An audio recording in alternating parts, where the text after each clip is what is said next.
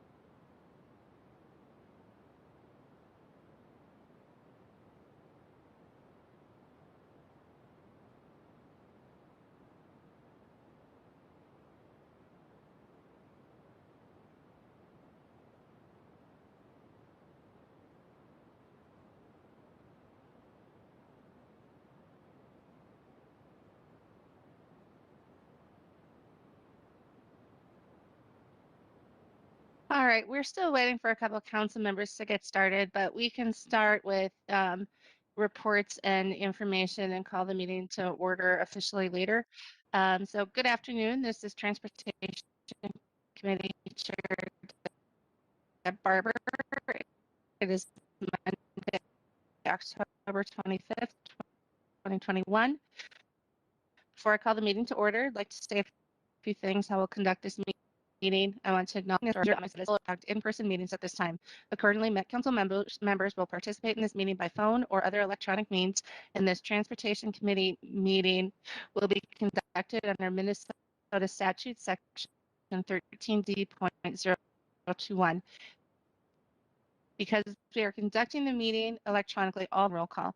As we wait for a quorum to be present, we're going to go ahead and move ahead. We'll first move to various Chair? reports, and then we'll move to information items. We don't have other council members join. Chair? Yep. I don't know if it's just me. Maybe I would ask for others on the call to indicate if Councilmember it's. Fredson? Yep.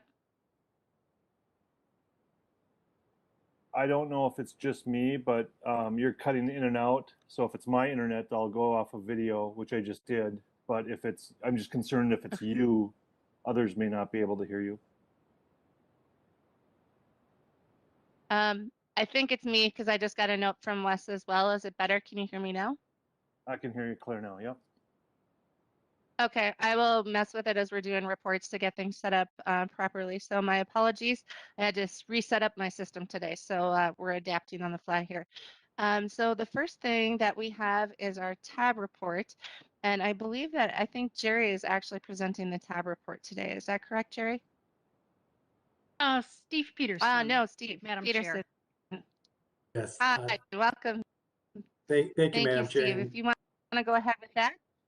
Sure, I will. And Peter Dugan usually gives the tab report, and you can't outdo Peter Dugan, but we'll try our best here today. So we're reporting back on the October 20th Transportation Advisory Board tab meeting, and a few things of note. MPCA's report that diesel emissions grant is open until December 1st of this year, and provided a link to that.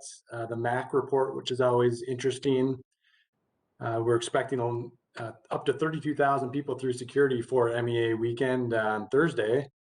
Passenger levels are up to 70% of pre-pandemic levels, and COVID testing sites will stay in place at the airport until the end of November. Those are some of the interesting tidbits from the reports. We had several streamlined tip amendments, some of which you'll see in the near term. Others you'll see probably more in the December timeframe come through. We did have one additional action item at our tab meeting. That was to certify the use of funds for a Metro Transit project. This was the I-94 and Manning Avenue park and ride and bus service from a past regional solicitation grant. And the tab voted to allow Metro Transit to keep about $2.2 million of that for the buses that were purchased and used for express service on the I-94 corridor from the Woodbury area into the downtown cores. And the remainder, about $5 million, was returned back to the MPO and to the region for redistribution, which TAB will see as an action item here next month. So some good conversation there. We had 4 info items. We only got to 2 of them at the TAB meeting. The first of which was looking at $20 million of COVID relief fund through the federal bill last December called CARISA. And the MPO received $20 million there. And so we talked about different uses of that $20 million. This is going as an action item back to TAB next month. It was voted on by our TAC Funding and Programming Committee here last Thursday. And they voted to, or recommended distributing that money using the state aid formula to our counties and cities. So the $20 million was split up based on state aid formula to any city over 5,000 or more people, and then to all 7 counties to use because they receive less money through their state aid accounts due to COVID impacts. So that's what's going forward as the recommendation there. I think we will have an info item next month with more details on that for this committee. Second info item very quickly was a major highway projects presentation, three projects at 3 different stages. One was John Haukus, Blaine Public Works Director, talking about Highway 65, Sheila Kalpe from MnDOT on rethinking I-94, and then finally Lisa Freeze, Scott County, speaking to their recently completed 169-41 interchange area project. The other 2 info items, again, were tabled. One of those was MnDOT's statewide multimodal transportation plan. If you look at your agenda, that is the info item here tonight for you. So you'll get a chance to see that. So with that, Madam Chair, I'll turn it back to you. Thank you. Thank you, Steve. So my first question is, can everybody hear me and see me now? Hopefully, I sound a little bit better. Please let me know if I have audio problems again. All right, did anyone have any questions for Steve? All right, seeing and hearing none, I think we have a quorum present now. So to confirm that, Becky, would you call the roll, please? Chambliss. Cummings. Ferguson. Here. Fredson. Here. Gonzalez. Here. Sterner. Zirin. Present. Barber. Here. And with that, we have a quorum present. So I call to order the meeting of the Metropolitan Council Transportation Committee meeting for October 25th, 2021. Our first order of business is approval of the agenda. If there are no changes or additions to the agenda, we can move on to the minutes. All right, seeing and hearing none, I entertain a motion to approve the minutes for the October 11th, 2021 meeting.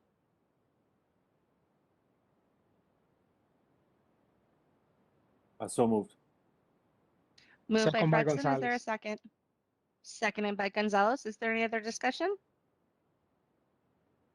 All right, seeing and hearing none, Becky, could you call the roll, please? Chambliss. Cummings. Ferguson. Aye. Fredson. Aye. Gonzalez. Aye. Sterner. Zirin. Zirin. Aye. Barber. Aye. With that, the minutes are approved. Our next order of business is reports, and we have MTS. We have Jerry Sutton here today to present. Thank you, Madam Chair. Committee members, MTS planners will be convening an MPO Transportation Safety Peer Exchange starting tomorrow and through the 28th. The exchange will include safety experts from the Federal Highway Administration, Portland, Philadelphia, San Francisco Bay Area, and Denver. And results of the effort will help inform MTS's 2022 Regional Safety Study. MTS Planning has 2 equity-related projects out for bid. The first is for a master contract for engagement with BIPOC communities on an as-needed basis for planning studies. And the second is for the equity evaluation of transportation investments. And questions on either of those 2 projects can be directed to Amy Venowitz.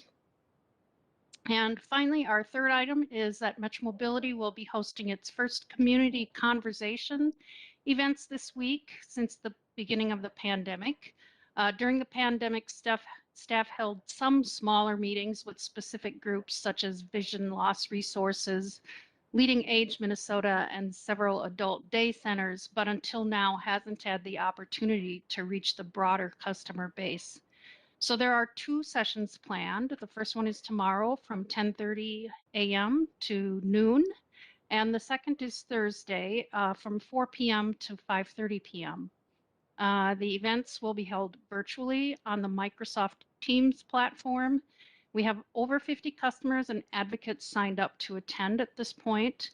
And the agenda will include a brief opening session on Metro Mobility program updates, followed by breakout groups where attendees will participate in a facilitated discussion on topics related to safety, Metro Mobility service during the pandemic, and customer experience with our scheduling and services. That's all I have for you, Madam Chair. Very good. Thank you, Jerry. Are there questions from council members? All right, seeing and hearing none, we can move on to General Manager Koistra. Thank you, Madam Chair. I want to start my report by acknowledging the October 16th fatal car accident that occurred at the new 35W Lake Street Transit Facility. As you know, we canceled the opening celebration that was scheduled for last Monday out of respect for the fact that a life was lost. But service did start last Thursday. We will not be rescheduling the Lake Street event, but do look forward to the larger Orange Line opening event to be held in early December. I think we're looking at the dates, either the 4th or the 6th, depending on the availability of some of the invitees. I'll move on to COVID. Since the start of the pandemic, we've now had 548 cases total among Metro Transit employees. This includes 17 cases since our last October 11 meeting. We are now about 2 weeks into implementing the council's vaccination and testing requirements for all employees. I'm pleased to report that we've had strong compliance rates among our employees. Our customers have not experienced any service disruption due to the implementation of this program. Beyond encourage our employees to get vaccinated, we are continuing our mobile vaccine bus partnership with the state. This past weekend, we provided the vaccine bus at the Minnehaha Open Streets events and before the Rolling Stones concert at the US Bank Stadium. I heard there was quite a line at the Rolling Stones concert. In addition, we have recently updated our Masks Are a Must marketing campaign. Beginning in mid-October, we refreshed many elements of the campaign, including the onboard audio and reader board announcements online and paid search advertising and social media efforts. Bus sides, shelter, and rail chaos posters on mask mandates have been tagged with a sticker that reads extended until January of 2022. Media messages will be translated into Spanish, Hmong, and Somali and placed in appropriate outlets. In addition, Metro Transit continues to distribute masks to customers. Recently, staff repackaged 91,000 bulk masks into single-use packages for bus operators, street operations, and special event use. In total, Metro Transit has distributed more than 1.2 million masks since the start of the pandemic. And then finally, on the operator hiring update, as of this morning, we stand at 77 operators below our ideal level with 25 full-time students in training. The next hiring open house events are set for November 13th and 16th. As Adam Harrington and Brian Funk shared with you last time, we are preparing to adjust schedules as part of our usual quarterly pick. Those changes will take effect on December 4th, and I believe we are planning for a information item on those changes at the next Transportation Committee meeting. So with that, I'll be available for questions, Madam Chair. Very good. Thank you, Wes. Are there any questions from council members?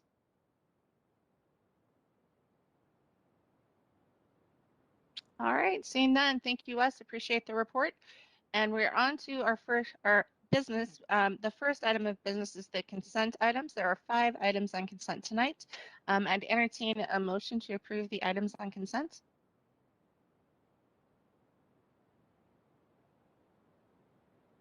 Fredson, I'll move the approval. Thank you. It's moved by Fredson. Is there a second? Second by Gonzalez. Seconded by Gonzalez. Is there any other discussion? All right, seeing and hearing none. Becky, could you call the roll, please? Chambliss, Cummings, Ferguson, Aye. Fredson. Aye. Gonzalez, Aye. Sterner, Zirin, Aye. Barber. Aye. With that, the consent agenda is approved. Just want to apologize to everybody. I think we're having some fun technology and challenges this afternoon. I know Councilmember Sterner is working. He's been in and out via phone, and so I'm trying to keep track of anything he communicates with me in the chat. So apologies for that. We'll go ahead and we'll move ahead to our non-consent items. The first item is business item 2021-248. It's the Metro Purple Line Bus Rapid Transit Subordinate Funding Agreement. And we have Craig Lamont here. Welcome, Craig. Good afternoon, Madam Chair and committee members. My name is Craig Lamont. I'm here on behalf of the Purple Line Bus Rapid Transit team, project team, and I'm asking for your consideration of the request of 2021-248. Before getting to the action, I just wanted to give a real brief remarks on October for the project. It's been a very fruitful month. We've been working toward completion of the transition of the Rush Line Bus Rapid Transit project from Ramsey County to the council. On October 5th, Ramsey committed $39.9 million to fully fund the next 2 years of project developments. Later on October 5th, the Federal Transit Administration approved the environmental decision for the project. Later the next week, on October 8th, the council transmitted to the Federal Transit Administration a request to enter the project into their program as a New Starts project. On October 12th, the council advertised a request for proposals for engineering and project management consultant services. And then later that day, the White Bear Lake City Council approved a highway access change municipal consent for the project. The project's transition is anticipated to be complete by the end of the year after the Federal Highway Administration approves an environmental decision for the project's crossing of Interstate 694. And the Federal Transit Administration grants the project entry into project development phase of the Federal Capital Investment Grant Program as a New Starts project. So in preparation for the completion of the project transition, we are seeking your recommendation to the council for authorization of the regional administrator to negotiate and execute subordinate funding agreement number 1 with Minnesota Department of Transportation for the Metro Purple Line Bus Rapid Transit project for an amount not to exceed $1,015,000, contingent upon the council approval of the fourth quarter budget amendment and changes to the authorized capital budget for the project on November 10th. This requested action is preceded by similar actions this summer associated with the cooperation agreement and master funding agreement between the agencies for the project. With that, Madam Chair, I'd be happy to ask or answer any questions. Thank you. Are there any questions from council members? All right. Seeing and hearing none, I'd entertain a motion to approve business item 2021-248. This is Sterner. I'd make a motion to approve the item. Okay, it's moved by Sterner. Is there a second? Fredson will second. Seconded by Fredson. Is there any other discussion? All right, seeing and hearing none. Becky, could you call the roll, please? Chambliss, Cummings, Ferguson, Aye.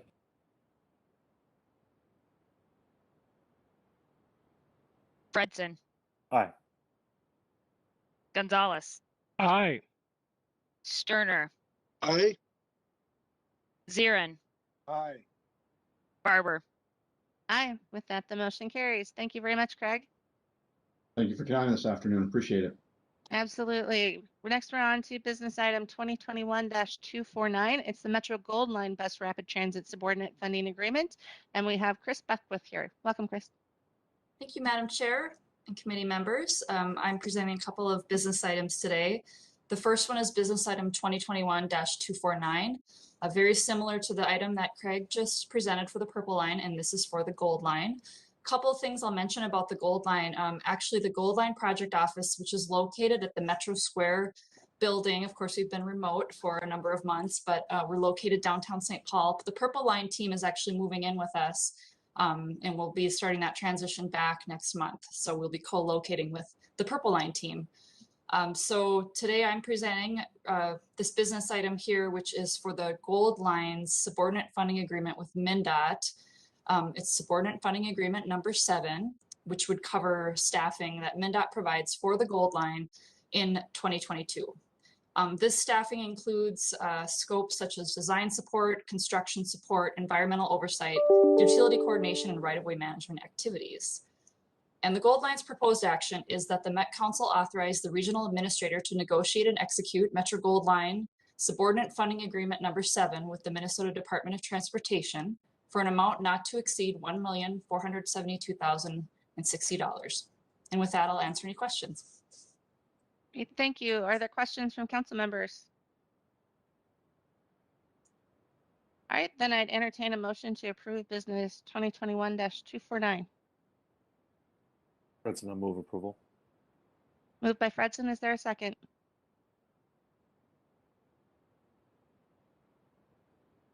Here in seconds. Seconded by Zarin. Is there any other discussion? All right, seeing and hearing none. Becky, could you call the roll, please?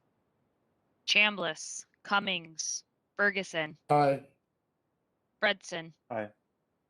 Gonzalez, Aye. Sterner, Aye. Zirin, Aye. Barber. Aye. With that, the motion carries. And we'll turn it back over to Chris for business item 2021-299. It's the Gold Line Master Utility Agreement. Thank you, Madam Chair. Just 2 weeks ago, I was in front of the Transportation Committee with a very similar request for a master utility agreement. Today's agreement is actually with Quest Corporation, and they're doing business as CenturyLink on along our alignment. So the master utility agreement is for the council to transfer funds to Quest Corporation for relocation of utilities owned by Quest, which would conflict with the planned gold line alignment. According to the FTA, the Federal Transit Administration, Quest Corporation is a utility owner, and so they're not treated as a contractor or a subrecipient, rather as the actual property owner. So we are reimbursing them for relocation of their own infrastructure. And as such, they are exempt from certain Federal Transit Administration procurement requirements, such as the disadvantaged business enterprise requirements. You'll see probably a couple more of these come through for Gold Line in the next month or so. So this one today, again, is for Quest, and I'll read the proposed action. That the Met Council authorize the regional administrator to negotiate and execute a Metro Gold Line Master Utility Agreement, number 21M086, with Quest Corporation in an amount not to exceed $6,590,809. And with that, I'll answer any questions. Thank you. Very good. Thank you. Are there questions from council members? All right. If not, I would entertain a motion to approve business 2021-299. That's no move approval. It's moved by Fredson. Is there a second?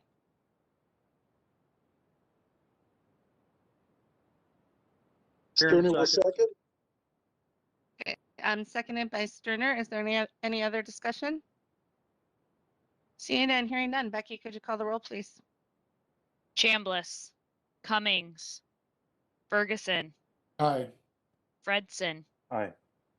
Gonzalez, Aye. Sterner, Aye. Zirin, Aye. Barber. Aye. With that, the motion carries. Thank you very much, Chris. Next, we're on to business item 2021-250 is Southwest LRT Subordinate Funding Agreement. We have Jim Alexander here. Welcome, Jim.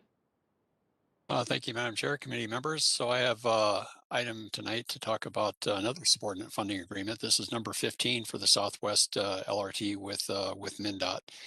Our partnership with MnDOT goes back quite a ways, back to 2012 on this project, where we got a cooperation agreement and a master funding agreement. And so this SFA number 15 would just continue that for 2022, where we're looking to continue the staff support for construction activities and right-of-way acquisition and other professional services, primarily in the environmental, looking at contaminated materials part of the project. And so we've been partnering with MnDOT on really all our projects going back to Hiawatha, the Blue Line, and find it very successful working with the MnDOT folks. So the proposed action tonight for this one is that the Metropolitan Council authorize the regional administrator to negotiate and execute a subordinate funding agreement, number 15, to the master funding agreement, number 121021, with the Minnesota Department of Transportation for 2022 Southwest LRT staff support in an amount not to exceed $1,924,101. And I would mention this is a slight reduction from last year, but we're just around a little over $2 million for 2021 to give you some context. Madam Chair, it's my item tonight. Great, thank you. Are there any questions from council members? All right. Seeing and hearing none, I'd entertain a motion to approve business item 2021-250. Fredson, so moved. Moved by Fredson. Is there a second? Zirin seconds. Seconded by Zarin. Is there any other discussion? All right. Seeing and hearing none, Becky, could you call the roll, please? Chambliss, Cummings, Ferguson, Aye. Fredson, Aye. Gonzalez, Aye. Sterner, Aye. Zirin,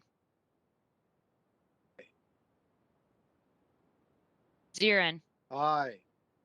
Barber. Aye. With that, the motion carries. Thank you, Jim. Moving right along, we are on business item 2021-274. It's the North Star and Sherburne County 2022 Subordinate Funding Agreement. We have Ed Petrie here to speak with this one. Good afternoon, Chair and committee members. Can you hear me? Yes, I can. Welcome. Great, thank you very much. I believe the next three items, Chair, are mine. So I will take them one at a time. The first item is business item number 2021-274. It is a North Star and Sherburne County 2022 subordinate funding agreement. The action this evening is that the Metropolitan Council authorize the regional administrator to negotiate a subordinate funding agreement with the Sherburne County Regional Railroad Authority for subsidy funding of the North Star commuter rail operations for 2022 in amount of $1,073,433. This subordinate funding agreement provides Sherburne County 8.05% of the net subsidy for the 2022 North Star commuter rail operations. And this is a standard agreement. Every year we do a subordinate funding agreement with Sherburne County, and Chair, this one is for 2022 operations. And with that, I would take any questions. Thank you. Are there any questions from council members? All right, seeing and hearing none, I'd entertain a motion to approve business item 2021-300. 274, Chair. Oh, sorry, I scrolled down too far. 274. Thank you. Thank you. Fredson, I'll move approval. It's moved by Fredson. Is there a second? Second by Gonzalez. Seconded by Gonzalez. Is there any other discussion? All right. Seeing and hearing none, Becky, could you call the roll, please? Chambliss, Cummings, Ferguson, Aye. Fredson, Aye. Gonzalez, Aye. Sterner, Aye. Zirin, Aye. Barber. Aye. With that, the motion carries. Turn it back to Ad 4 now, business item 2021-300, the 2022 operating grant agreements with the funding transitway counties. Perfect. Thank you, Chair. This next item, as the Chair just mentioned, is 2021-300. It's the 2022 operating grant agreements with the funding transitway counties. Back on October 13th of 2021, the Council approved business item 2021-256, which authorized the regional administrator to submit grant applications to the funding transitway counties for the Metro Blue Line, Green Line, and North Star.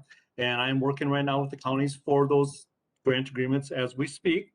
This item now this evening is that the Metropolitan Council would then authorize the regional administrator to execute operating grant agreements for calendar year 22 with the funding transitway counties of Anoka, Hennepin, and Ramsey to receive 2022 funds.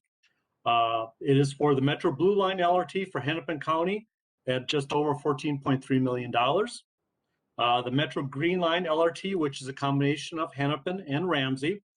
Hennepin is just over 8.9 million. Ramsey is 5.9 million for a total of $14.8 million. And then for the North Star commuter rail, it would be Anoka County and Hennepin County. Anoka County is $4,691,000 and Hennepin is $1,072,000 for a total of just over $5.7 million. Again, these are the operating grants that will provide up to the 50% net operating subsidy for calendar year 2022. This is a standard business item we bring forward every year. And with that, Chair, I would stand for any questions. Thank you very much. Are there any questions from council members? All right, I'd entertain a motion to approve business item 2021-300. I'll make a motion to approve the item. It's moved by Sterner. Is there a second? Fredson will second. Seconded by Fredson. Is there any other discussion? All right, seeing and hearing none. Becky, could you call the roll, please? Chambliss, Cummings, Ferguson, Aye. Fredson, Aye. Gonzalez, Aye. Sterner, Aye. Zirin, Aye. Barber. Aye. With that, the motion carries. Next, we're on to business item 2021-302, back to Ed for the Maple Grove Service Agreement. Thank you, Chair. Committee members, again, this is business item 2021-302. It's for the Maple Grove Service Agreement. The proposed action is that the Metropolitan Council authorize the regional administrator to execute a 3-year service agreement with the city of Maple Grove for service for the period of January 1st of 2022 through December 31st of 2024. Just to give you some background, the city of Maple Grove has contracted with the council and Metro Transit since January of 1990. We currently are in a current 3-year operating agreement that goes for the years 2019, 2020 through December of 2021. I have been working with Michael Patz from the city of Maple Grove, working on this grant agreement, and we have come to an agreement on the terms. And so the action this evening, Chair, is that the Metropolitan Council authorize the regional administrator to execute a 3-year service agreement. It's an extension with the city of Maple Grove for the service period of January 1, 22 through December 31st of 2024. And with that, Madam Chair, I would stand for any questions. Thank you very much. Are there any questions from council members? I have one quick question, Ed, if you don't mind. I know that just like us with our commuter services, there's been some changes and adjustments for what we're seeing. Is some of that factored into this agreement, or what happens if there are some changes like that? Yeah, Madam Chair, committee members, very good question. There is a clause within the contract. You know, we have a base level of service that we are anticipating operating from Maple Grove. But I believe it's with a 60-day notice, they can then contact us for service adjustments. And due to the COVID experience that we've all been operating on, early on last year, they did contact us, and then we did reduce their service, and we have been slowly adjusting it over the last 18 months. So there is the clause that allows us then to work with them with availability of operators, et cetera, to adjust their service. Great, thank you. I appreciate that, and I Thank appreciate you. the ability to have that back and forth, because we're all trying to do the best we can to provide the services that our riders need. So that's good to hear. All right, are there any? Yeah, absolutely. Any other questions or from council members? All right, if not, I entertain a motion to approve business 2021-302. President, I'll make the motion. Moved by Fredson, seconded by Ferguson. Yes. Perfect. Is there any other discussion? All right, seeing and hearing none. Becky, could you call the roll, please? Chambliss, Cummings, Ferguson, Aye. Fredson. Aye. Gonzalez, Aye. Sterner, Aye. Zieren. Aye. Barber. Aye. With that, the motion carries. All right, thank you very much, Ed. Thank you. All right, bye now.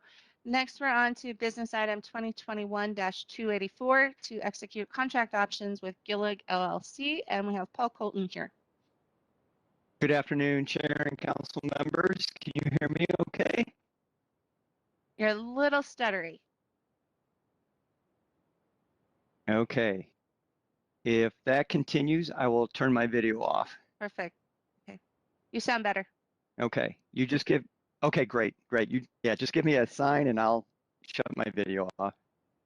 So this is the perfect ending for our non-consent items, because this one ties all the way back to our first consent item related to the Orange Line and connecting to the Orange Line for MVTA service. So these will be the vehicles that provide that service as part of that operating funding agreement and assistance. So the action that I do have for you this afternoon for your consideration is that the Metropolitan Council authorize the regional administrator to exercise existing contract options on contract 19P 122 with Gillig LLC to purchase up to 2 40-foot buses in an amount not to exceed $1,030,000.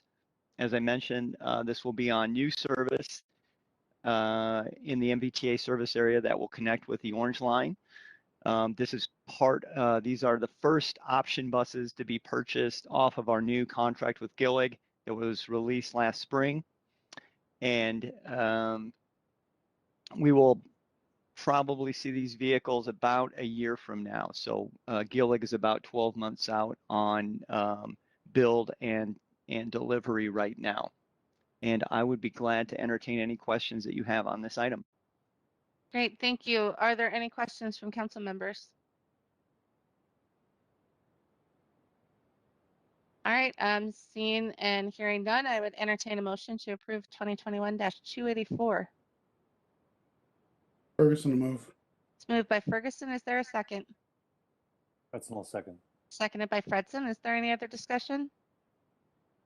All right, seeing and hearing none. Becky, could you call the roll, please? Chambliss, Cummings, Ferguson, Aye. Fredson, Aye. Gonzalez, Aye. Sterner, Aye. Zirin, Aye. Barber. Aye. With that, the motion carries. All right. Thank you, Paul. Have a good evening. Thank you.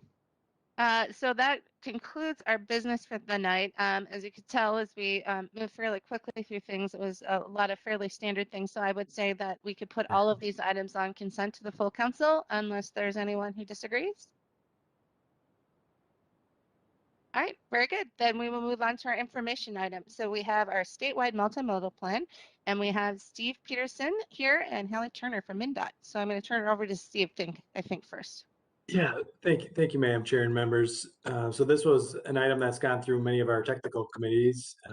As we said before, Tab didn't hear it because we ran out of time, but Hallie Turner's with us. She's the planning program coordinator, policy planning director, I should say, at MnDOT. And the statewide multimodal transportation plan is similar in many respects to our region's TPP, or transportation policy plan. It covers all modes, and she will lead us through and get some input from us here tonight. So welcome to Hallie. Thank you. Thank you, Steve. Thank you, Chair. Thank you, Council members. It's great to be back with the Transportation Committee. Just a reminder, we were here, my colleague Abdullahi and I were here back in July, talking to you about our transportation equity definition, of which I have an update for you today. But let's skip the next slide and go to the following, because Steve did just such a great overview. Next slide. Thank you. So just a reminder so that we're all on the same page, we are starting with the Minnesota Go vision for transportation for all of Minnesota, so MnDOT led, but it applies to all transportation in Minnesota. That answers what are we going to achieve, what are we trying to achieve, and a reminder, it says that our multimodal transportation system maximizes the health of people, the environment, and the economy. I'm here to talk to you today about the statewide multimodal transportation plan that answers how are we going to achieve the Minnesota Go vision. It focuses on objectives, performance measures, and strategies. New to the 2022 plan will be actions, so one layer down in that policy hierarchy. This guidance then flows to our modal and system plans. It includes the State Highway Investment Plan, as well as all of the other ways that Minnesotans travel, including transit, bicycle, aviation, and ports and waterways, for example. Next slide, please. And you can skip to the next. So we are slated to have our draft 2022 SMTP, Statewide Multimodal Transportation Plan, in early 2022. And I had mentioned that it has this policy hierarchy. We start with objectives, which are big picture overarching statements that are aimed at driving transportation in Minnesota for the next 20 years. Under objectives or performance measures, it's easier for us to attach performance measures to objectives than individual strategies. Next, we have strategies. These focus on the what are we trying to achieve. We are adding actions that focus on the how are we trying to solve the strategy, and then we will keep work plan, which is a MnDOT specific chapter to describe how in the next 5 years we are going to do the work of our agency in commitment to the SMTP. The actions have come out of recommendations, including from Metropolitan Council staff, that when you have a plan that's for all of the ways that we travel, for all jurisdictions, it's a plan about nothing for nobody, and the guidance was to try to be as clear, if not direct, as possible. So by going one layer down in this policy hierarchy to include actions, we're hoping that we're making good on some of those requests of our partners. Next slide, please. We have 5 objectives that are coming with us from the 2017 plan, one that we are proposing to add. Starting first with climate action, we're proposing the addition of this. We are carrying forward critical connections. We are amending healthy communities to healthy, equitable communities, and then carrying with us open decision-making, system stewardship, and transportation safety from the 2017 plan. I don't think I mentioned this as a reminder. We do intend this to be an update of the 2017 plan, but we know that updates often look very different when they're actually published for the public. Next slide. So starting first with climate action, this is a proposed new objective to document our commitments to mitigate and adapt to climate change, reduce greenhouse gas emissions, and protect people and the environment from a changing climate. We are proposing this as an addition to the other 5 objectives because we think that the gravity of the conversation that we are having with the public necessitates a clear signal to people when they open our document or when they're scrolling online, as it were, that they can see easily where our commitments are to climate. We also have embedded strategies and actions across each of the objectives, so we have taken a broad as well as deep approach with climate as well as equity. You'll see that in a moment. Next slide. Next, we have critical connections, which is focused on maintaining and improving those connections that are critical to our quality of life. Strategies and actions focus on providing equitable access, prioritizing multimodal solutions and investments, as well as technology solutions. Next slide. Healthy, equitable communities, amended from the 2017 plan. Amending to include equity allows us to communicate the dependencies of health and equity. You cannot have healthy communities without equity. You cannot have equitable communities without health. So we're acknowledging that this relationship is codependent. So by creating healthy and equitable communities, we are promoting vibrant spaces and places in which people are able to travel by modes that fit their needs, that we have diverse workforces, we are advancing the health of people, as well as reconnecting communities. Next slide. For open decision-making, this is focused on inclusive and equitable decision-making processes that center on building relationships, prioritizing two-way communication, and involving people in decision-making processes. Next. System stewardship, consider this our pavement and bridge objective. Strategies and actions include improving the condition on our existing assets, maintaining transportation infrastructure, as well as diversifying our transportation workforce. So workforce came up in one of the previous objectives. Consider this one focused exclusively on the transportation workforce. The previous objective with healthy and equitable communities is how we show up as a steward for all of our communities in support of people getting to and from work. So this one is focused exclusively on the transportation workforce. Next slide. Last of the 6 objectives, transportation safety. This is safety for both people that are traveling as well as the communities our system is traveling through. We are prioritizing coordinating with partners on initiatives, so think things like Towards Zero Death or Vision Zero. The other one is just not coming to mind on a Monday afternoon. Prioritizing the movement of people and goods, so this is also where we have some of our freight strategies and actions, as well as equitable education, enforcement, and engineering techniques. So working in collaboration with these 3 E's for transportation safety. So that is kind of broad level package of our policy hierarchy plus themes of the strategies and actions. I do want to move on to our transportation equity definition. Next slide. And I think you'll go 2 slides. Oh, sorry, stay here. So under each of our objectives, we are proposing doing a policy analysis in order to communicate how the objective does or does not show up in support of climate equity and health. These are key themes that we are hearing in our conversations with partners, stakeholders, and the public, and especially with things like the pandemic, the murder of George Floyd, climate crisis, and equitable economic recovery. We feel that people want to see and need to know the interdependencies of these topics and the gravity of what we are living through. So under each of our objectives, we will have call-outs that help to explain, for example, how does open decision-making help reduce carbon emissions? How does transportation safety lead to fair distributions and benefits? Fair distribution of benefits and burdens? How does system stewardship maximize the health of people? So we just want to help to build the capacity to talk about the value of transportation in meeting these higher values for our communities. Now moving on to the transportation equity definition. Next slide, please. This was the definition that you saw in July 2021. that said transportation equity ensures the benefits and burdens of transportation spending, services, and systems are fair, which have historically not been fair, and people, especially Black, Indigenous, and people of color, are empowered in transportation decision making. We had a great conversation with you all, as well as over 1,000 other people over the summer under the leadership of Abdullahi Abdullahi.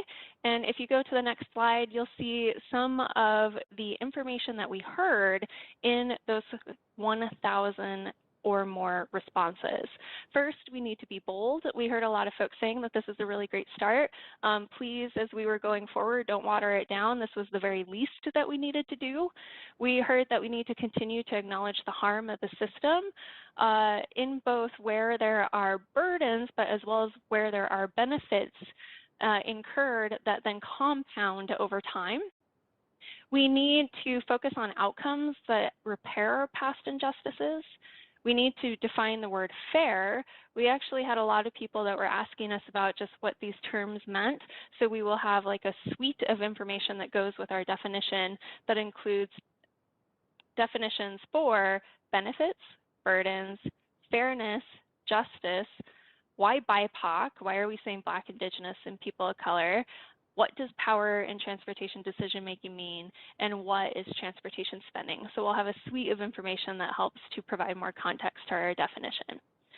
We need to acknowledge that there are different needs in rural and urban communities, and that even though our definition says especially Black, Indigenous, and people of color, it does not say exclusively, so we'll still need to communicate that transportation equity is inclusive of other groups like people with disabilities. That was the one that was commonly noted as excluded, as well as people with low incomes. Next slide. So I have for you our revised definition. I'm going to put it into the chat and give you a moment to read it, and then I will read it out loud.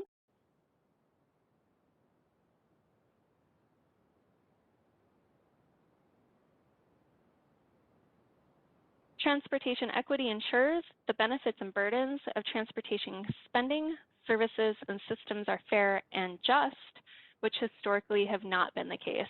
We, after feedback from over 1,000 people, went back to our equity work group that includes Heidi Schallberg and added and just because they felt that fair did not go far enough, especially to the commitment to be bold and to acknowledge harm. We needed to make sure that we were pushing further towards justice and not just equity. And then we broke it into two sentences. The second sentence reads, transportation equity also requires sharing power and decision making with people, especially Black, Indigenous, and people of color. We split it into two sentences because one sentence, though comprehensive, was a lot to unpack. Two is a little bit more palatable, and we have shifted from the words or the sentiment of empowering people to acknowledge that people have power, as do institutions, and we need to share power in our decision-making processes. Next slide. So going forward, we are seeking MnDOT approval to include this in the draft SMTP expected in early 2022. We also have our technical advisory committee that will see this on Thursday as well. So after our technical advisory committee looks at it, it's going to go up MnDOT leadership for inclusion in the 2022 SMTP. I also had shared some of the information that will be included with the definition, so it will be shared with additional context. Next slide. And next slide.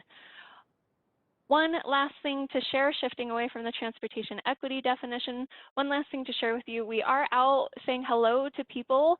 So this is the first that we've been able to do in-person engagement since the start of the pandemic and the start of the statewide multimodal transportation plan.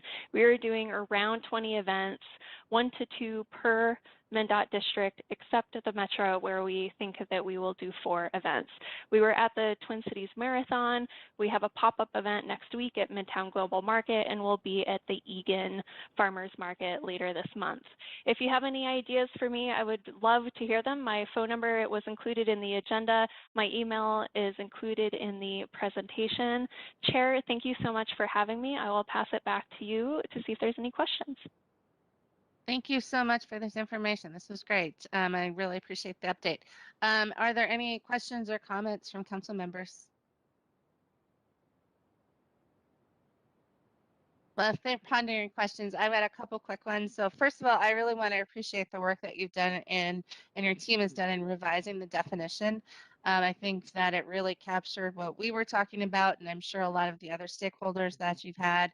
I think I'm really excited to hear that you're building a suite of communication tools that goes with this, because it is one of those things that I think becomes hard to talk about because transportation is a technical field, and how do we apply some of the some of this transportation equity language around some of the decisions that we're making, because we can make big impacts. So I think that's really, really critical and key to this whole process. One question I had was, you talked about how the rural and urban needs would differ, and this may be premature, might come out of the next steps, really, but how do you define the sort of this application of this transportation equity lens to those two different areas of the state? Simple, Thank you, really Chair. easy question. Yeah. Oh, Yeah. just a really easy question. Yeah. A curveball, or it's more of a curveball on a Monday evening. We have not gotten that far. We know in the SMTP that we need to, especially rural communities, need to see themselves. And when they see the definition, especially where it calls BIPOC, though there is a lot of diversity in select locations around Greater Minnesota tends to be more white, and they do not see themselves in the definition. Yet to be determined. We will make sure that we loop back to you when we have more information to share. Great, appreciate it. And I actually appreciate the frankness, because, it is definitely something, even within the metropolitan region, we have, urban and more rural areas. And that's where I go back to sort of that suite of tools about how we talk about transportation equity will become so important and will help all of us in doing our jobs as well. All right, other questions from other council members or comments? Councilmember Gonzalez, did you have something? I saw you lean forward. Yeah, actually, thank you, Chair Barber. I just want to echo what was said here about the equity portion of the work here. On behalf of the EAC, we have discussed this type of issue regarding transportation and equity, and I like the addition of the word justice, because it's more than just the technical aspects that we're looking into. We're trying to make sure that at the end of the day, when the project and the services are set up, they really address all the issues and the disparities that we had for so long. So, yeah, thank you for your work. Appreciate it. Perfect. All right, anything from our other council members? All Mayor, right. this is Fredson. I would just Councilmember echo Fredson. thank you. I would just echo the thanks for your work on this in your presentation. These are really, it's really challenging. Just in my district alone, we have I-94, and which obviously, put a deep cut through Rondo, and there's no undoing the damage there.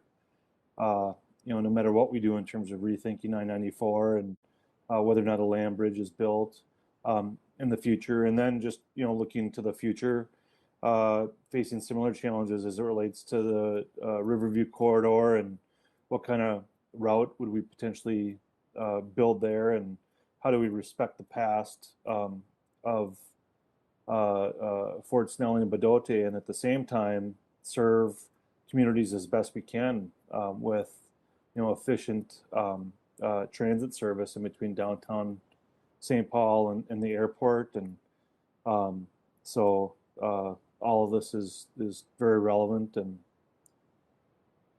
grateful for your work. Very good. Any additional questions or comments? Councilmember Sterner.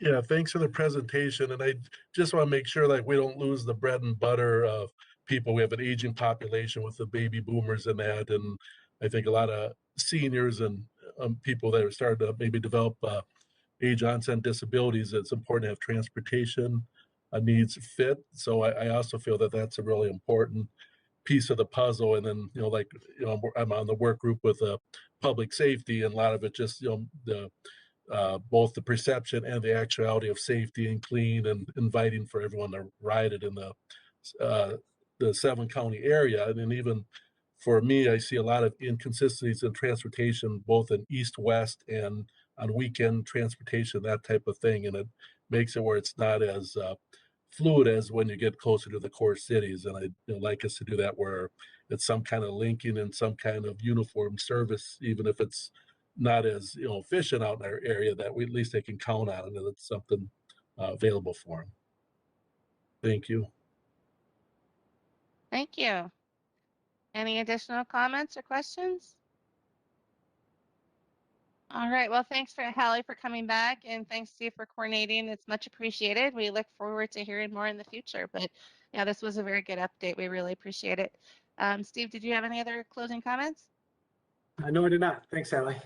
All right. Just figured I'd check. You came on camera. Yep. You got to do that now, right? Yeah. All right, very good. Well, that concludes all of our agenda items for this evening. So there's still a little bit of a sunny day out there, so you get a little bit of time back this evening. So I appreciate everybody and have a good evening. And we are adjourned. All right, bye now. Here.